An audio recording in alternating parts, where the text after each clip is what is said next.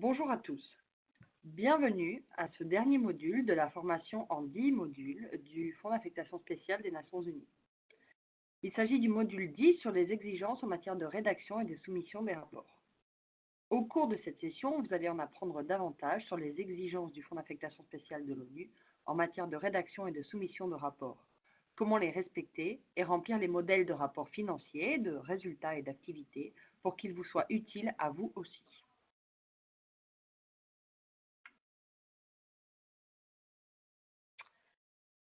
Les diapositives suivantes ont pour but de vous aider à comprendre la finalité et l'objectif de l'établissement des rapports, tant du point de vue du Fonds d'affectation spéciale de l'ONU que de celui des bénéficiaires. Nous espérons qu'en vous expliquant ce que nous attendons, nous faciliterons la préparation de votre rapport. Cela aura une incidence sur le temps passé à rédiger le rapport pour vous et pour nous à examiner et à évaluer l'avancement de votre projet.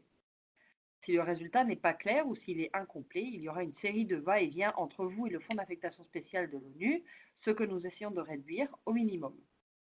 À la fin de ce module, nous escomptons que vous aurez une idée précise de ce que le rapport doit contenir et de ce qu'il doit aborder. Outre cet objectif concret, nous souhaitons aussi que le processus de rédaction et de soumission des rapports vous donne l'occasion d'examiner votre projet en détail et de passer en revue la façon dont vous le mettez en œuvre, afin que vous puissiez réfléchir à votre performance et faire des ajustements le cas échéant. Nous voulons comprendre ce qui se passe bien et ce qui marche moins bien. Ensemble, nous pouvons tirer des leçons du projet. Donc ce module comporte plusieurs sections. La première section est une introduction à l'établissement ou à la rédaction de ces rapports.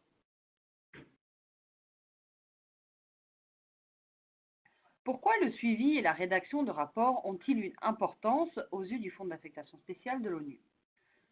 Du point de vue du Fonds d'affectation spéciale de l'ONU, il est important de rédiger et de soumettre des rapports pour tirer des leçons sur la manière d'améliorer et d'accroître les projets d'élimination de la violence à l'égard des femmes et des filles et pouvoir les partager avec tous les bénéficiaires d'une subvention. La voix des bénéficiaires du projet, les femmes et les filles, est la chose la plus importante à rapporter, à analyser pour en tirer des enseignements et à partager. Permettre au Fonds d'affectation spéciale de l'ONU et à ses bénéficiaires de rendre compte de l'utilisation des fonds qui nous sont confiés et argumenter en faveur d'une augmentation de nos moyens, afin que nous puissions continuer à travailler dans ce domaine et soutenir les travaux qui nous importent à toutes et à tous. Gérer les risques, protéger les droits et nous assurer que nous ne faisons aucun mal. Nous supposons que vous êtes des spécialistes de l'élimination de la violence à l'égard des femmes et sachant combien certains projets peuvent être sensibles, nous devons vérifier tout particulièrement que nous ne contribuons pas à nuire ni à perpétuer des pratiques néfastes. Alors, pourquoi le suivi et la rédaction de rapports sont-ils si importants ? De votre côté, la rédaction de rapports présente aussi des avantages, si ces rapports sont réfléchis et préparés comme il convient, bien sûr. Cette diapositive montre comment la préparation des rapports peut vous aider en tant que propriétaire du projet. Cela peut vous aider à vérifier si les activités sont exécutées comme prévu pour que les erreurs puissent être corrigées et les difficultés surmontées. Cela peut également vous aider à vérifier si votre budget et vos dépenses sont sur la bonne voie. C'est un suivi financier et il contribue aussi à la responsabilisation. Cela vous aide également à suivre la progression vers l'aboutissement de votre projet à travers vos résultats immédiats, vos résultats intermédiaires et votre but, et à générer des informations pour les rapports et l'évaluation. Cela vous aide à repérer les nouvelles possibilités ainsi que les risques à mesurer qui se présentent. Les risques à mesure qui se présentent, en fonction du contexte, et ceci afin d'améliorer la mise en œuvre globale de votre projet.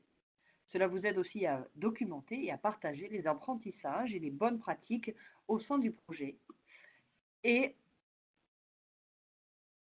de l'organisation, avec d'autres acteurs qui travaillent sur la violence à l'égard des femmes, avec des décisionnaires et d'autres parties prenantes clés.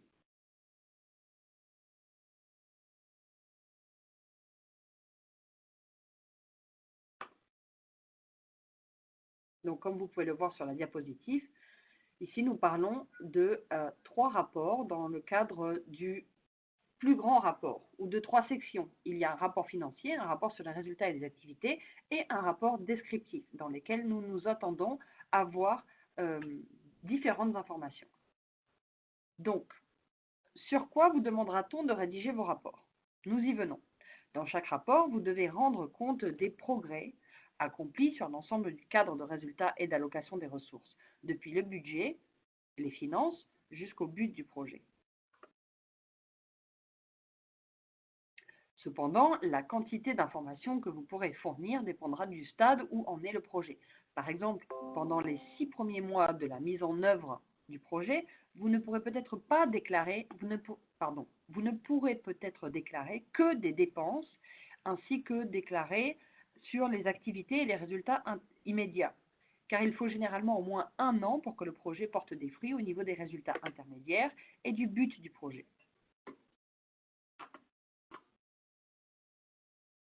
Ceci étant dit,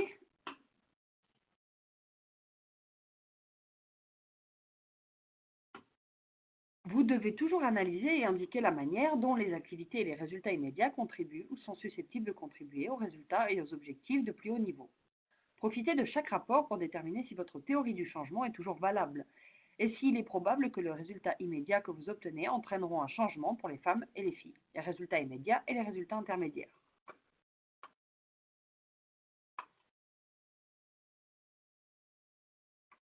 Quand faut-il soumettre les rapports et que couvre-t-il? La diapositive précédente vous a montré ce sur quoi vous devrez rapporter, depuis les dépenses jusqu'à l'avancement des résultats, et ceci à chacun des niveaux, résultats immédiats, intermédiaires, pour aller vers le but. Un rapport doit être établi tous les 6 mois. Une année de projet se divise donc en 2 périodes de 6 mois. Il faudra d'abord présenter un rapport d'avancement semestriel couvrant les 6 premiers mois, puis un rapport annuel à la fin de chaque année. Cette diapositive donne un exemple de calendrier de présentation des rapports pour un projet de 3 ans. Le premier rapport couvre donc les 6 premiers mois du projet et doit être présenté au 7e mois. On vous donne 1 mois pour rédiger le rapport. Dans cet exemple, le projet a démarré en septembre 2018. Le 7e mois est donc le mois de mars 2019. Non, excusez-moi, ici c'est l'inverse. Le projet a commencé en janvier 2019. Le premier rapport est donc dû en juillet 2019, au 7e mois, etc. Il est obligatoire de rédiger un rapport final d'évaluation à la fin du projet. Il doit être rendu 2 mois après la date de fin du projet.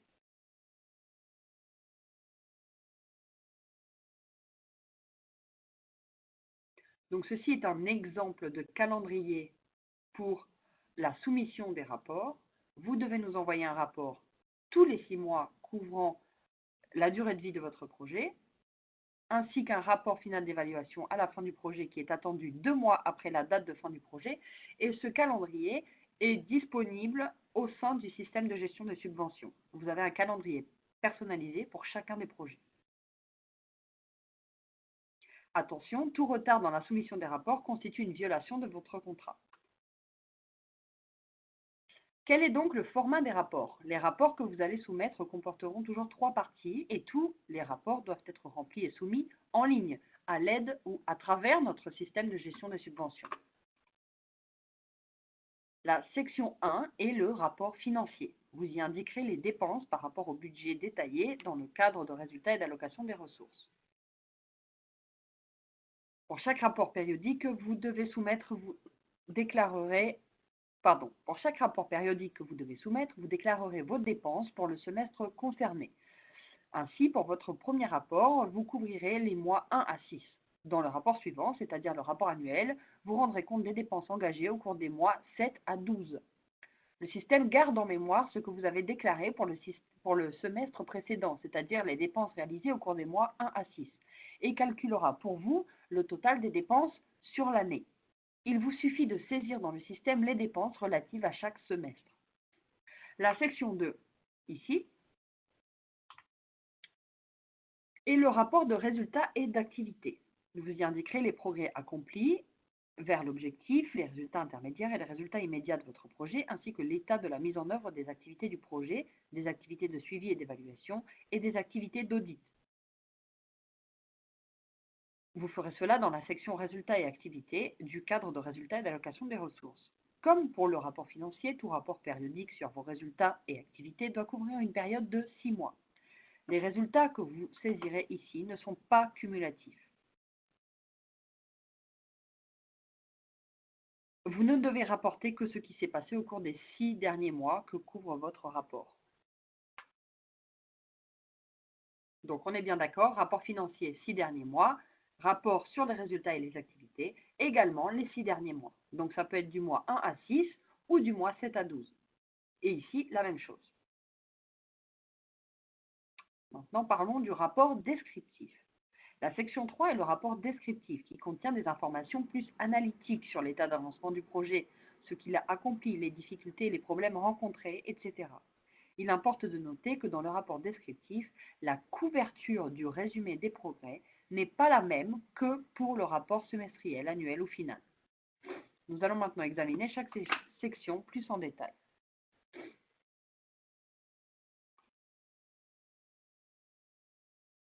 Dans le rapport descriptif, le résumé des progrès réalisés couvre les 6 derniers mois pour le rapport semestriel et les 12 derniers mois pour le rapport annuel.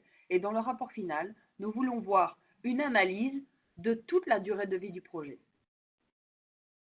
Donc la partie couverte et analysée à travers le rapport descriptif n'est pas la même que la période couverte par le rapport financier et le rapport sur les résultats et les activités.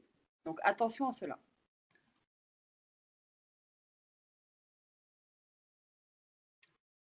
Le rapport financier. L'établissement des rapports financiers a été abondamment traité dans le module 4 de la formation en ligne. Cette diapositive résume les points les plus importants de ce module. Nous ne saurions trop insister sur l'importance du formulaire relatif aux documents justificatifs.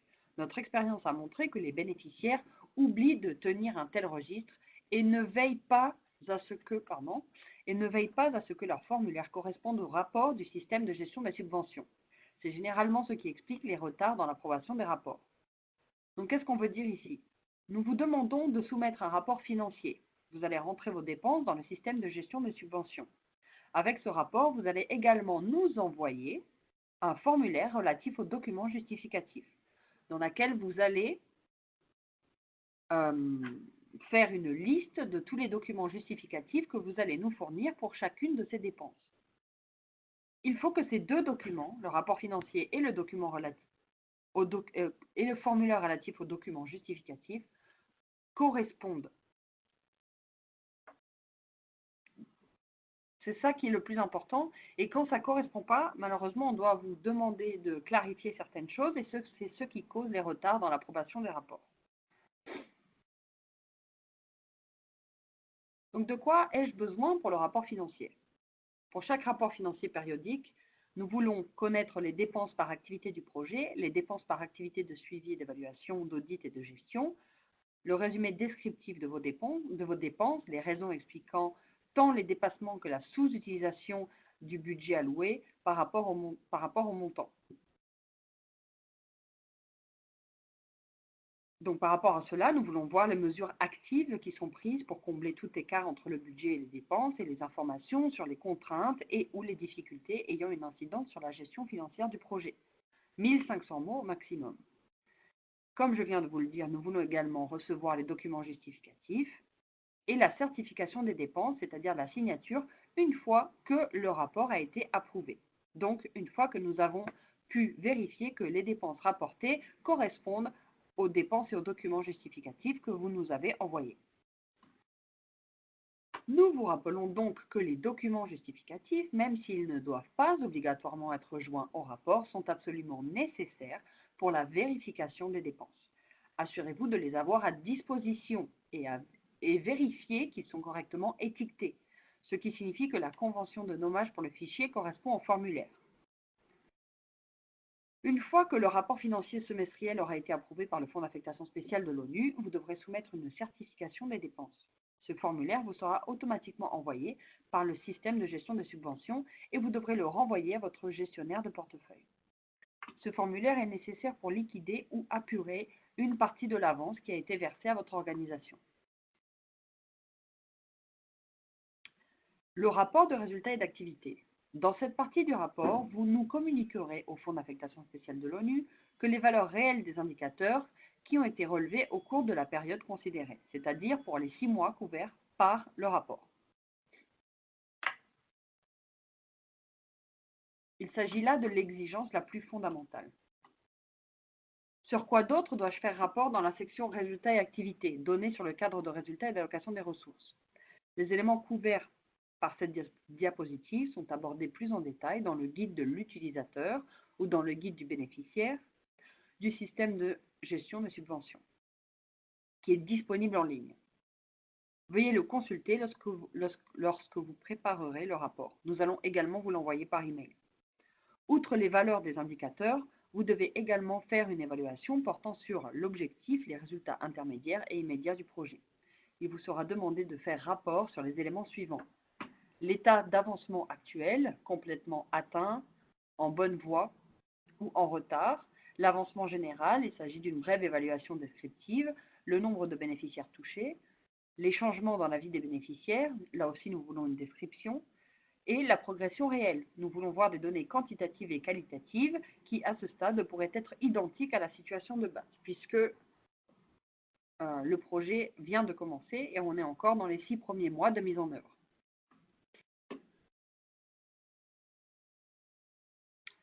Que dois-je indiquer dans la description? Cette diapositive est un exemple du compte-rendu sur l'avancement du projet dans le rapport de résultats et d'activités et montre comment les activités vont conduire à des résultats.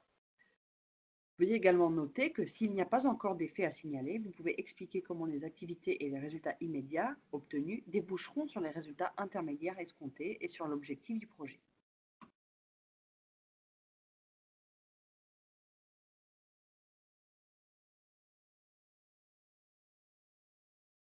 Comparaison du rapport de résultats et d'activités et du résumé descriptif. Ce que nous essayons de vous faire comprendre à travers cette diapositive, c'est que ce que vous nous fournissez comme information dans le rapport sur les résultats et les activités ne peut pas être la même chose dans le rapport descriptif. Nous ne voulons pas avoir les mêmes informations dans ces deux rapports. Certains rapports que nous recevons laissent penser qu'il règne une certaine confusion entre le rapport de résultats et d'activités et les résumés descriptifs qui sont requis dans le rapport. Nous avons remarqué que certains bénéficiaires copiaient les informations du rapport de résultats et d'activités et les collaient dans la partie consacrée au résumé descriptif des projets. N'oubliez pas que le rapport de résultats et d'activités n'est pas équivalent au résumé descriptif des progrès, mais qu'il doit plutôt vous aider à rédiger ce résumé en vous fournissant des éléments de preuve.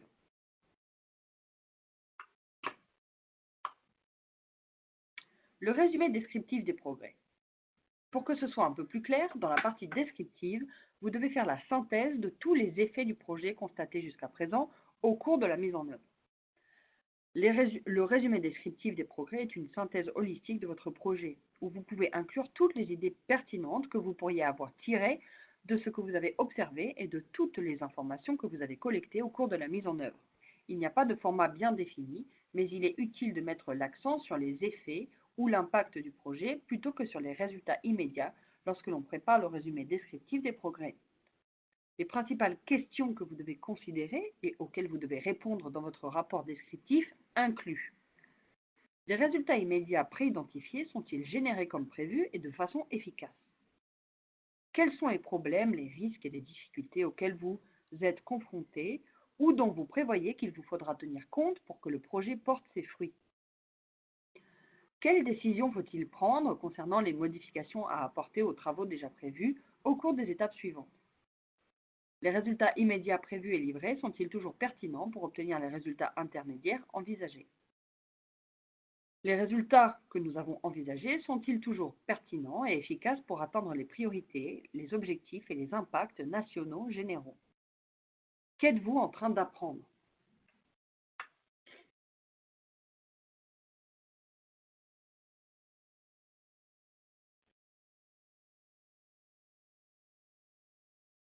Les principales questions que vous devez considérer, rendre compte du but. Les prochaines diapositives vont vous montrer comment faire rapport dans le système de gestion des subventions. Les captures d'écran sont extraites du système de gestion des subventions pour vous montrer ce que vous allez voir et les champs que vous allez renseigner. Donc, comme vous pouvez le voir, l'intitulé des champs est en français. Malheureusement, le contenu est en anglais puisque, pour cet exemple, il s'agit d'un projet où les bénéficiaires ont décidé de rédiger en anglais. Donc, j'espère que De toute façon, si vous avez des questions, n'hésitez pas à nous les poser, il n'y a aucun problème. Au niveau de l'objectif du projet, il vous sera demandé de fournir les informations suivantes. L'avancement général vers l'objectif du projet. À la fin du premier semestre, il est peu probable que vous ayez progressé vers l'objectif. Vous pouvez donc faire court et noter « rien à signaler » au cours des 6 premiers mois, ou quelque chose de similaire. Dans le rapport suivant, à savoir le rapport annuel, vous pouvez saisir une remarque indiquant si vous êtes sur la bonne voie ou non pour atteindre l'objectif de projet et inclure tous les premiers effets que vous avez constatés à partir de vos indicateurs de résultats et d'objectifs ou de buts. Cette section n'a pas besoin d'être très longue. Le nombre réel à renseigner si votre indicateur d'objectif est un nombre ou un pourcentage. Laissez 0 si ce n'est pas applicable, par exemple si votre indicateur est un point de vue. Les informations qualitatives.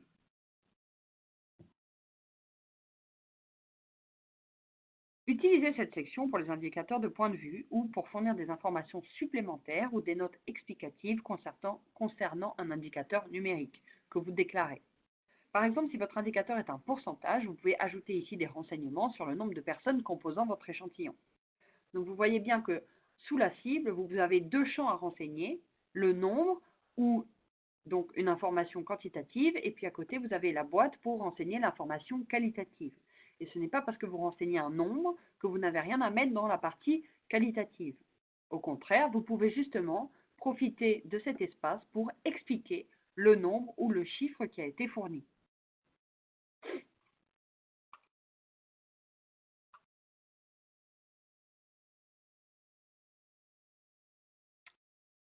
Au niveau de l'objectif ou du but, il vous sera aussi demandé de fournir des informations détaillées sur les bénéficiaires du projet. Vous verrez que la ventilation par âge est suggérée sous tranche d'âge, comme vous pouvez le voir ici dans la partie surlignée au milieu. Vous pouvez choisir la tranche d'âge correspondante. Veuillez faire tout votre possible pour ventiler vos données par âge. Le nombre de bénéficiaires touchés. Si vous avez touché certains de vos bénéficiaires primaires, veuillez renseigner leur nombre ici. Laissez 0 ou entrez 0 si aucun de vos bénéficiaires primaires n'a été touché au cours des 6 premiers mois. Troisièmement, changement dans la vie des bénéficiaires au cours de la période couverte par le rapport. Donc, changement dans la vie des bénéficiaires au cours de la période concernée, ici, n'est-ce pas? À la fin des 6 premiers mois, si vous n'avez pas constaté de changement, veuillez saisir une brève remarque du type « Aucun changement constaté au cours des 6 premiers mois sera déclaré ultérieurement ». Ça ou quelque chose d'autre, dans la même veine. Dans les rapports suivants, c'est-à-dire dans le rapport annuel, vous pourrez indiquer les changements observés chez les bénéficiaires primaires que vous avez touchés, le cas échéant. Cela doit normalement être lié à votre description de la situation attendue à la fin du projet. Juste au-dessus. Vous pouvez ajouter tous les autres changements que vous avez constatés qui sont pertinents pour l'objectif général du projet. Maintenant, rendre compte au niveau des résultats intermédiaires. Donc, comme vous voyez, le code dans la structure du rapport, le code de couleur, bleu, rouge et vert, correspond au code des couleurs dans votre cadre d'allocation, dans votre cadre de résultats et d'allocation des ressources. Donc, la structure du rapport est basée sur le cadre de résultats et d'allocation des ressources. Donc, vous ne devriez pas être trop confus lorsque vous verrez ce formulaire. Donc, rendre compte au niveau des résultats intermédiaires. Au niveau des résultats intermédiaires, il vous sera demandé de fournir les informations suivantes. L'état actuel du résultat intermédiaire. Vous verrez que vous aurez un menu déroulant qui vous propose plusieurs options. Veuillez sélectionner la bonne option en fonction de votre évaluation des progrès réalisés par rapport à l'ensemble du cycle du projet. C'est-à-dire complété, en voie d'être complété dans le cadre de l'échéance prévue ou non complété.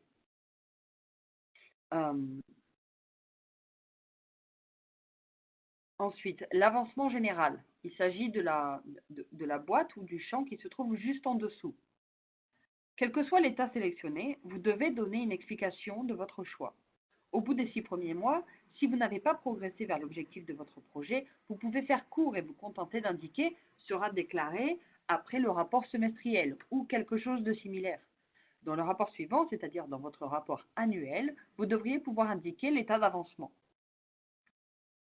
Ensuite, vous avez la possibilité d'entrer un nombre réel par rapport à vos indicateurs au niveau de vos résultats intermédiaires. Donc, cette case est à remplir si votre indicateur de résultat est en nombre ou en pourcentage. Laissez 0 si cela n'est pas applicable. Par exemple, si votre indicateur est un point de vue.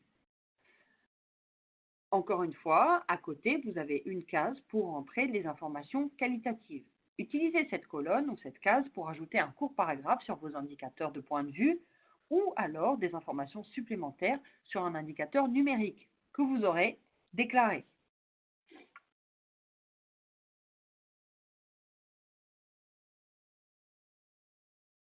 Au niveau des résultats intermédiaires, il vous sera aussi demandé de fournir des informations détaillées sur les bénéficiaires du projet.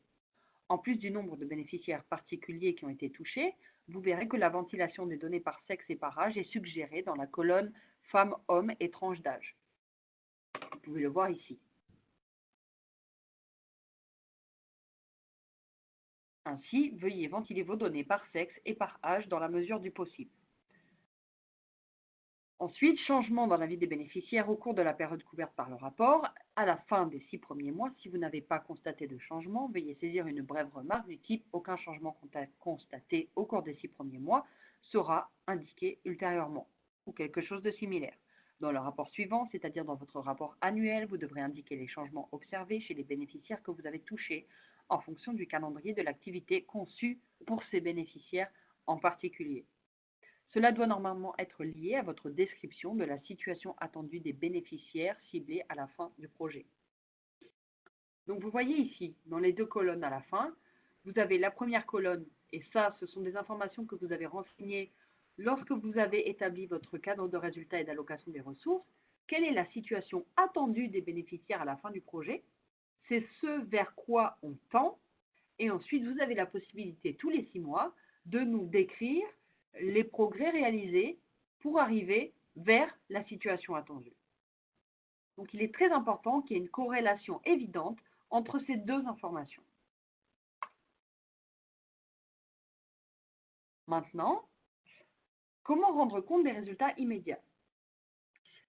L'état actuel du résultat immédiat. Également, ici, vous avez un menu déroulant qui vous propose les mêmes 3 options qu'au niveau des résultats intermédiaires. Donc, vous sélectionnerez donc l'option qui convient pour décrire l'état actuel d'avancement vers ce résultat immédiat en question. Et ensuite, vous aurez la possibilité de nous fournir une description dans la case qui s'appelle « Avancement général ». Quel que soit l'état sélectionné, veuillez donner une explication de votre choix. À la fin du premier semestre, nous nous attendons généralement à avoir enregistré des progrès vers certains résultats immédiats. Ces progrès découlent des activités qui auront déjà été réalisées. Veuillez saisir une remarque sur l'état des résultats immédiats de votre projet.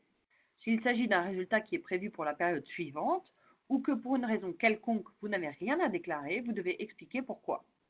En cas de retard, précisez quand nous pouvons nous attendre à recevoir des données. Encore une fois, nous retrouvons nos deux cases, nombre réel et information qualitative. Si vous avez un indicateur numérique, vous rentrez le nombre réel et vous nous expliquez dans la case information qualitative ce nombre. Et si vous avez un indicateur qualitatif, vous fournissez les informations pertinentes dans la case information qualitative. Et vous mettez 0 dans la case nombre réel. Car si vous ne faites pas ça, je crois que le système va prendre ça comme une erreur. Il est possible que le système vous empêche de soumettre votre rapport. Alors, oui, troisièmement, changement dans la vie des bénéficiaires au cours de la période couverte par le rapport. Là encore, à la fin des 6 premiers mois, si vous n'avez pas constaté de changement, veuillez saisir une brève remarque de type « Aucun changement constaté au cours des 6 premiers mois sera indiqué ultérieurement ».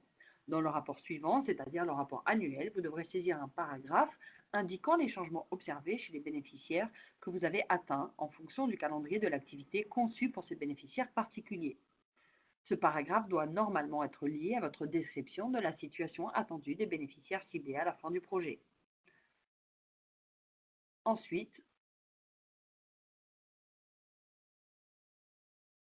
sous stratégie, veuillez saisir les informations uniquement en cas de modification de la stratégie d'origine que vous avez indiquée dans le cadre de résultats et d'allocation des ressources. S'il n'y a pas eu de changement au cours de la période couverte par le rapport, vous n'avez pas besoin de renseigner cette case. Ensuite, Établissement des rapports au niveau des activités. Rendre compte de la réalisation de vos activités. Effectivement, au niveau des activités, il vous sera aussi demandé de nous fournir des informations, à savoir l'état de la mise en œuvre de ces activités. Donc là aussi, vous avez un menu déroulant avec plusieurs options, compléter, partiellement compléter, non compléter ou annuler. Et vous avez la partie descriptive qui correspond. Quel que soit l'état sélectionné, veuillez donner une explication de votre choix. À la fin du premier semestre, nous nous attendons à voir que des progrès ont été enregistrés, du moins pour certaines activités qui étaient prévues. Veuillez saisir une remarque sur l'état de chaque activité. S'il s'agit d'une activité programmée pour la période suivante ou que pour une raison quelconque vous n'avez rien à déclarer, veuillez expliquer pourquoi. En cas de retard, précisez quand nous pouvons nous attendre à voir des progrès ou une mise à jour sur la mise en œuvre de ce projet. Voici maintenant quelques conseils pour la rédaction des rapports. Au fil des années, nous avons rassemblé de nombreux enseignements tirés de l'examen des rapports. Nous avons constitué une liste de suggestions pour les bénéficiaires, une liste de vérifications à consulter avant d'appuyer sur le bouton « Soumettre » pour envoyer le rapport à travers le système de gestion des subventions, et nous allons partager avec vous certains de ces conseils. Cette liste est également disponible en annexe dans le manuel du bénéficiaire. Nous espérons que les prochaines diapositives vous aideront à mieux comprendre comment faire vos rapports. Donc, cette diapositive, à quoi ressemble un bon rapport? Nous avons ici deux exemples. Un exemple qui est tiré d'un rapport assez médiocre et puis un exemple tiré de ce que nous considérons comme un bon rapport. Donc, je vous laisse le lire à tête reposée, mais en gros, ce que vous devez retenir, c'est que l'exemple dans le bon rapport fait référence à des activités et des résultats spécifiques. Nous ne voulons pas voir des phrases ou des affirmations qui sont vagues et génériques. L'exemple tiré du bon rapport montre clairement ce qui est arrivé et pourquoi, c'est-à-dire qu'il y a une partie d'analyse. L'exemple tiré du bon rapport utilise les données collectées, par exemple des résultats d'une enquête. L'exemple tiré du bon rapport donne des chiffres, donc il y a des preuves à l'appui de ce qui est avancé. Il analyse les données collectées et il tient compte de l'objectif du projet et examine la manière dont ce résultat immédiat y a contribué. Voilà ce que nous cherchons à voir dans vos rapports.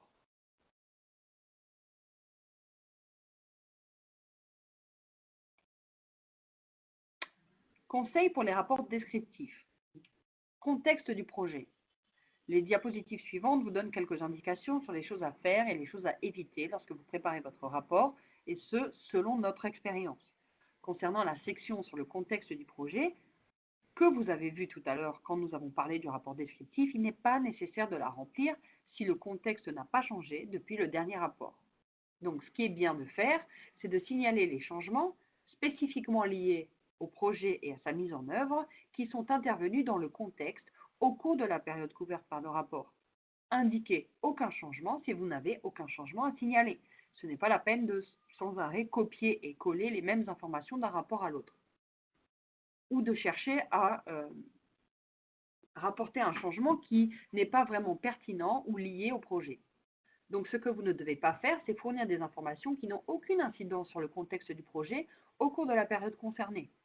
Et ne pas faire non plus répéter les informations de la proposition de projet s'il n'y a eu aucun changement dans le contexte. Également, pour le résumé du projet dans la section descriptive, à ne pas faire, à faire. Ce qui est bien de faire, c'est de se concentrer sur l'analyse du but et des résultats intermédiaires. Il est également très bien de se concentrer sur les résultats du projet, au niveau supérieur. Faire un résumé des progrès couvrant la durée totale du projet. Nous vous encourageons à le faire. Si le nombre des bénéficiaires est inclus, il doit être cumulé. À ne pas faire, un copier-coller à partir du rapport sur les résultats et les activités. Nous ne voulons pas que vous copiez-collez ce que vous avez mis dans le rapport sur les résultats et les activités dans le rapport descriptif. Ce sont deux choses différentes. Nous ne voulons pas non plus que vous déclariez les résultats immédiats des activités. Il s'agit d'indicateurs de niveau inférieur.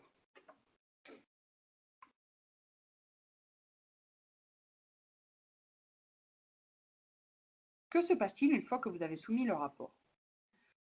Quand est-ce que tout ce processus prend fin? Que se passe-t-il après que vous avez rédigé et soumis le rapport? Dans les 21 jours qui suivent la soumission du rapport, les points focaux du Fonds d'affectation spéciale de l'ONU et d'ONU Femmes, le cas échéant, examineront votre rapport, les justifications qui ont été fournies et les documents justificatifs. Nous vous enverrons des commentaires et nous approuverons le rapport, s'il n'y a pas de changement nécessaire. Nous vous enverrons des commentaires en ligne avec des questions et des demandes de clarification auxquelles vous devez répondre dans le rapport, si besoin est. Une fois les questions résolues, le rapport sera approuvé. Si vous avez encore des questions au sujet des rapports, vous pouvez envoyer vos questions à votre gestionnaire de portefeuille du Fonds d'affectation spéciale de l'ONU par courrier électronique. Pour tout problème technique relatif au système de gestion des subventions, vous pouvez contacter untf-gms@unwomen.org. Pour toutes les questions relatives aux aspects financiers, adressez-vous à votre gestionnaire de portefeuille et à untfevaw.finance@unwomen.org. Tous les documents d'orientation sont disponibles dans l'espace dédié aux bénéficiaires. Si vous n'avez pas accès à cet espace, pour quelque raison que ce soit, contactez immédiatement votre gestionnaire de portefeuille et nous vous donnerons accès à cet espace. Dans cet espace, toutes les vidéos que nous avons faites pour les modules 1 à 10 sont disponibles, ainsi que les présentations PowerPoint, ainsi que le script, et ainsi que tous les documents d'orientation qui ont été fournis depuis le début. Veuillez vérifier que vous avez accès au système de gestion des subventions également, ainsi que toutes les personnes qui en ont besoin. Nous vous souhaitons bonne chance avec ce premier rapport et nous espérons que ce module vous aura permis de mieux comprendre ce qui est attendu, les exigences et les attentes du Fonds d'affectation spéciale de l'ONU concernant les rapports. À présent, nous aimerions faire un petit récapitulatif sur les exigences relatives aux données de base. La saisie des données de base ne figure pas dans les exigences en matière de rapport. Cependant, vous devez utiliser la section descriptive du rapport pour décrire toutes les analyses des données de base que vous avez effectuées et leur implication pour le projet.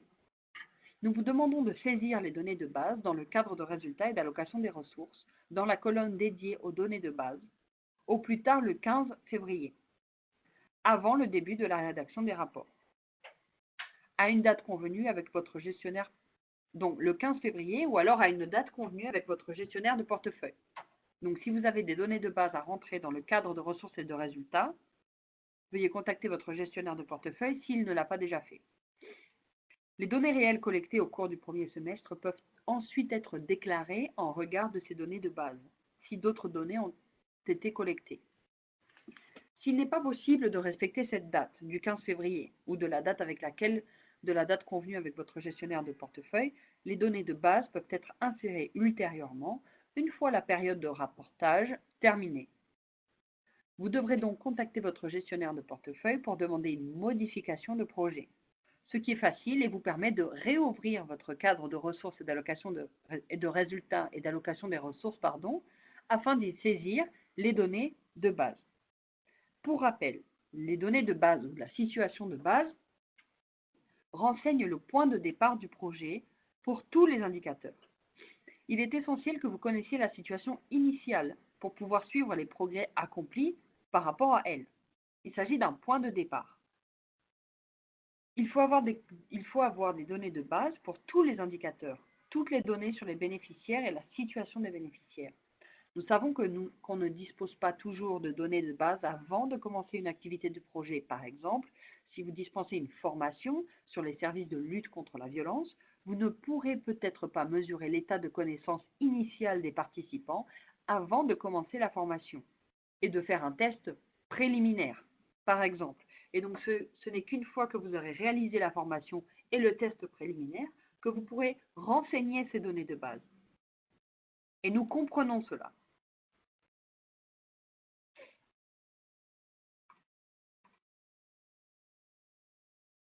Donc, vous voyez ici à l'écran un exemple de saisie des données de base. Dans ces exemples, vous verrez qu'il n'y a qu'une seule case pour les données de base dans laquelle vous pouvez saisir un nombre ou du texte.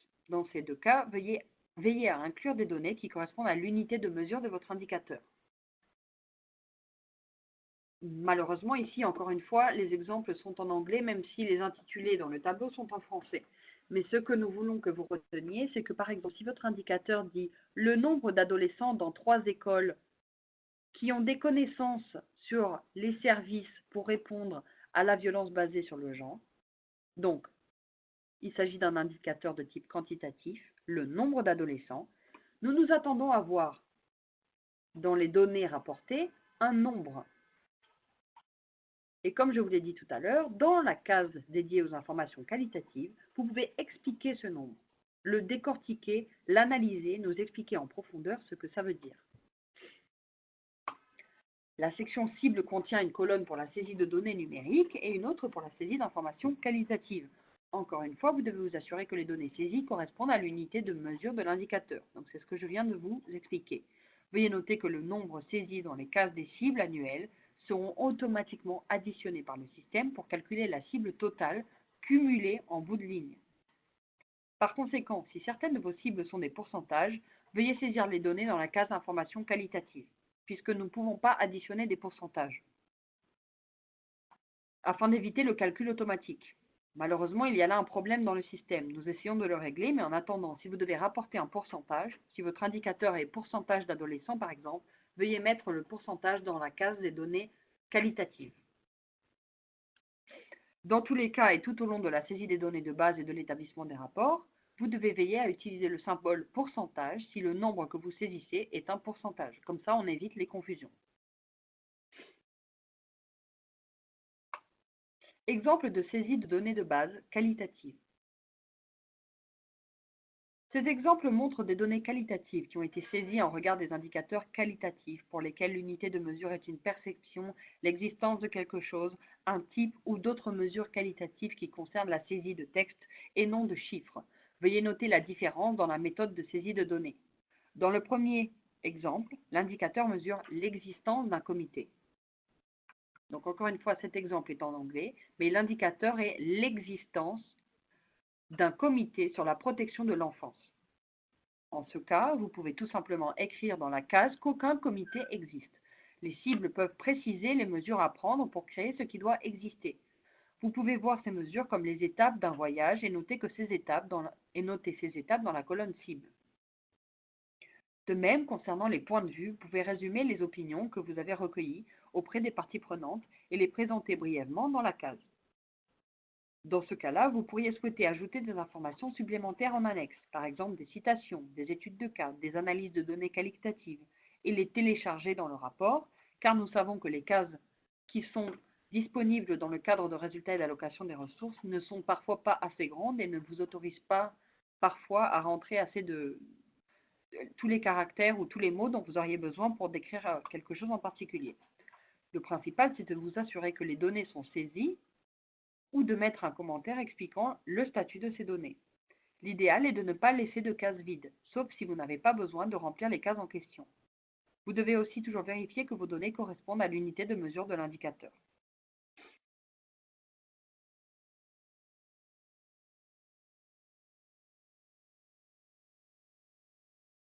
Dans quelle section du premier rapport d'avancement devez-vous mentionner les données de base? Dans l'idéal, les données de base qui ont été collectées orienteront votre projet. Par exemple, vous découvrirez peut-être que les attitudes et les perceptions relatives à la violence à l'égard des femmes sont pires au sein d'un certain groupe de parties prenantes que dans un autre, ce qui peut avoir une incidence sur les stratégies du projet ou le calendrier de vos activités. Ou bien les données de base peuvent corroborer et appuyer les hypothèses de départ que vous avez formulées dans la proposition de projet. Quoi qu'il en soit, la bonne pratique veut que vous discutiez des données et des constatations de base avec votre équipe, que vous réfléchissiez à la façon dont elles affectent le projet et que vous nous le disiez au Fonds d'affectation spéciale de l'ONU dans votre premier rapport d'avancement ou dans le rapport annuel si vous collectez les données de base ultérieurement. Vous pouvez présenter l'analyse des données de base dans les sections suivantes. La section résumé des progrès, vous pouvez décrire brièvement le processus de collecte des données de base et ce que vous avez découvert et faites une synthèse de l'avancement général du projet. Dans la section sur les enseignements tirés ou les leçons tirées, examinez les données de base et leurs implications éventuelles pour le projet. Les données de base corroborent-elles les hypothèses formulées à la base lors de la conception du projet, ou bien au contraire, y a-t-il des enseignements tirés les enseignements tirés ont-ils été surprenants? Donc, y a-t-il eu confirmation de l'hypothèse de départ ou au contraire remise en question de l'hypothèse de départ? Dans la section problèmes et difficultés, vous pourrez décrire tous les problèmes ou les opportunités mis en lumière par la collecte des données de base, ainsi que les mesures qui seront prises, par exemple. Faut-il modifier certaines activités, certaines méthodologies ou certaines stratégies du projet? Les informations recueillies ont-elles été utiles? Dans le cas contraire, vous faut-il revoir ou remplacer des indicateurs ou des cibles? Avez-vous identifié des risques éthiques et de sécurité lors de la collecte de données de base? Et si oui, quelles mesures allez-vous prendre? Ajoutez en pièce jointe d'autres documents de base, le cas échéant, par exemple un résumé des données qualitatives, des citations, des témoignages, des résumés de discussions de groupe, etc., ainsi que les outils de collecte de données. Après avoir analysé les données de base, vous devrez peut-être ajouter les cibles, dans le cadre de résultats et d'allocation des ressources et d'autres parties du plan. En ce cas, veuillez en informer les gestionnaires de portefeuille du Fonds d'affectation spéciale de l'ONU et inclure cette modification comme point d'action dans la section descriptive de votre rapport d'avancement. Une remarque importante ici. Il n'est pas nécessaire d'effectuer une étude initiale complète, un document de recherche ou une recherche approfondie ou une étude. Ce n'est pas ce que nous vous demandons, si vous respectez les exigences susmentionnées. Cependant, nous encourageons les bénéficiaires à joindre des documents justificatifs si cela est utile. Par exemple, un résumé des données qualitatives, comme je viens de vous le dire, les citations, les témoignages, les résumés de discussions de groupe et les outils de collecte de données. Ça oui, mais sachez que nous ne vous demandons pas de produire une étude ou un document de recherche. Les demandes de rapports supplémentaires qui sont présentées par le Fonds d'affectation spéciale de l'ONU. Donc, outre les rapports obligatoires sur l'état d'avancement de votre projet, nous vous demanderons 1 ou 2 fois par an de faire un rapport sur d'autres aspects de vos données et de votre projet. Ceci afin de contribuer à l'établissement des rapports du Fonds d'affectation spéciale de l'ONU. Nous vous demanderons de fournir 3 types d'informations supplémentaires au cours de l'année. Nous vous demanderons d'abord de déclarer le nombre de bénéficiaires, donc les femmes et les filles, ainsi que les bénéficiaires secondaires et indirects que votre projet a touchés par année calendaire, donc de janvier à décembre. Nous vous demandons de fournir ces données dans un format légèrement différent de celui du rapport d'avancement en ligne. Également, nous vous demanderons ensuite de nous dire si vous avez obtenu des résultats dans certains domaines d'action intéressants pour le Fonds d'affectation spéciale de l'ONU, de manière standardisée afin que nous puissions collecter les mêmes résultats pour tous les autres projets. C'est ce que nous appelons les indicateurs communs du Fonds d'affectation spéciale de l'ONU. Enfin, nous vous demanderons de remplir une enquête en ligne pour nous donner votre avis sur le Fonds d'affectation spéciale de l'ONU afin que nous puissions améliorer le soutien qui est apporté aux organisations qui œuvrent à l'élimination de la violence à l'égard des femmes. Donc, nous vous demanderons de déclarer vos bénéficiaires. Ensuite, nous vous demanderons de nous fournir des résultats dans certains domaines d'action intéressants dans le Fonds d'affectation spéciale de l'ONU. Et finalement, une enquête sur le soutien que nous vous apportons.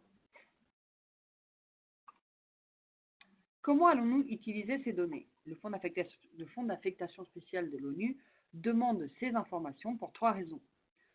Premièrement, une collecte de données standardisée permet d'identifier les bénéficiaires qui visent des résultats similaires afin de partager les enseignements tirés et les expériences.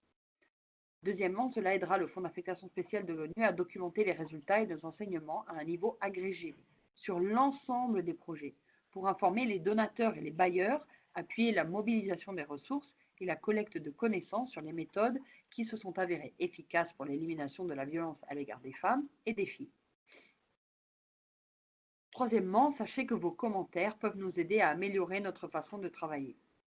Et ceci est très important pour nous.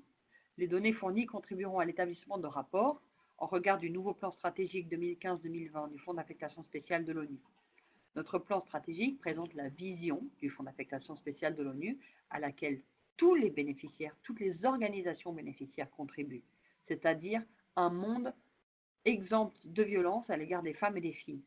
La mission du Fonds d'affectation spéciale de l'ONU est de défendre et de financer des approches innovantes en octroyant des subventions pour prévenir et éliminer la violence à l'égard des femmes et des filles dans 3 domaines de résultats. Tout d'abord, le résultat 1, c'est l'amélioration de l'accès des femmes et des filles à des services multisectoriels essentiels, sûrs et adéquats pour mettre fin à la violence à l'égard des femmes et des filles. Le résultat numéro 2, il s'agit du renforcement de l'efficacité de la législation, des politiques, des plans d'action nationaux et des systèmes de responsabilisation visant à prévenir et à éliminer la violence à l'égard des femmes et des filles. Et le troisième résultat, il s'agit de l'amélioration de la prévention de la violence à l'égard des femmes et des filles grâce au changement de comportement, de pratiques et d'attitudes. Afin de suivre et de déclarer les progrès réalisés en regard de ces résultats, le Fonds d'affectation spéciale de l'ONU a élaboré un cadre de résultats pour 2015-2020.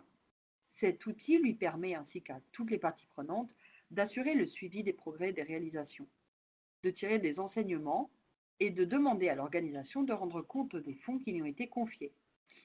Le cadre de résultats du Fonds d'affectation spéciale de l'ONU repose sur un ensemble d'indicateurs communs standardisés que les bénéficiaires seront invités à mesurer et à surveiller. Si cela est logique et pertinent pour le projet, et si cela est réalisable, rentable et surtout sûr et conforme à l'éthique. De plus, ces données viendront alimenter un pôle mondial de données factuelles sur l'élimination de la violence à l'égard des femmes et des filles. Le nombre de personnes bénéficiant des projets. Jusqu'ici, les bénéficiaires de subventions du Fonds d'affectation spéciale de l'ONU ont enregistré le nombre de bénéficiaires touchés par le biais des projets du Fonds d'affectation dans le cadre de résultats et d'allocation des ressources lors de la préparation et de la soumission des rapports. Toutefois, la méthode de comptage n'était pas claire et le système a débouché sur un double comptage des bénéficiaires. C'est pourquoi il vous est demandé d'indiquer le nombre de bénéficiaires touchés une fois par an, hors ligne. Vous recevrez des instructions qui clarifieront ces exigences à respecter et proposeront une définition et une méthodologie standard pour comptabiliser les bénéficiaires de la même manière, à travers tous les projets.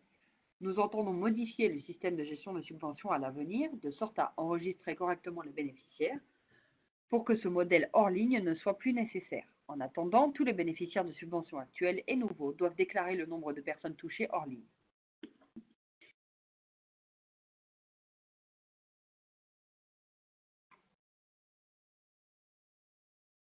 Les résultats communs par thème.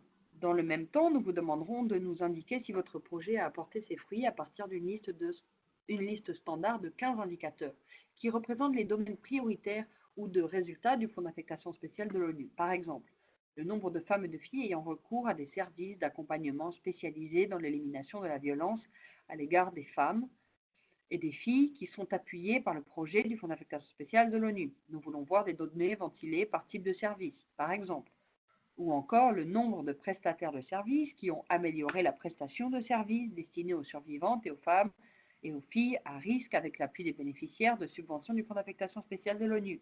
Et ici, nous voulons voir des données ventilées par type de service également, etc.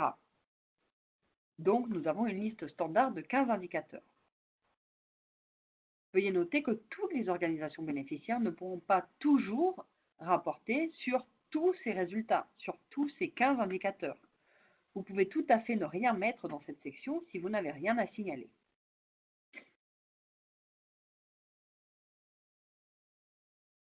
Ensuite, le retour d'informations sur le Fonds d'affectation spéciale de l'ONU. Pour finir, une fois par an, au premier trimestre, nous vous demanderons de remplir un questionnaire d'enquête auprès des partenaires, qui vous posera quelques questions sur la manière dont le Fonds d'affectation spéciale de l'ONU a appuyé votre organisation. Par exemple, dans quelle mesure êtes-vous satisfait du soutien que vous avez reçu du Fonds d'affectation spéciale de l'ONU? La subvention du Fonds d'affectation spéciale de l'ONU a-t-elle aidé votre organisation à lever davantage de fonds? Avez-vous des suggestions sur la manière dont le Fonds d'affectation spéciale de l'ONU pourrait améliorer le soutien qu'il apporte aux bénéficiaires? Avez-vous retenu les connaissances et les compétences acquises grâce à la formation dispensée par le Fonds d'affectation spéciale de l'ONU? Voici un exemple des questions que nous pourrions vous poser. Nous vous demanderons également si le soutien du Fonds d'affectation spéciale de l'ONU a aidé votre organisation à mobiliser davantage de moyens financiers pour le projet ou pour un autre projet de lutte contre la violence à l'égard des femmes et des filles afin d'assurer la durabilité des financements et du projet. Ces informations nous permettent vraiment d'améliorer le soutien qui est apporté par le secrétariat aux organisations financées par le Fonds d'affectation spéciale de l'ONU. Et c'est pourquoi elles sont si importantes. Voilà, nous sommes arrivés à la fin de cette formation. Je vous remercie pour votre attention.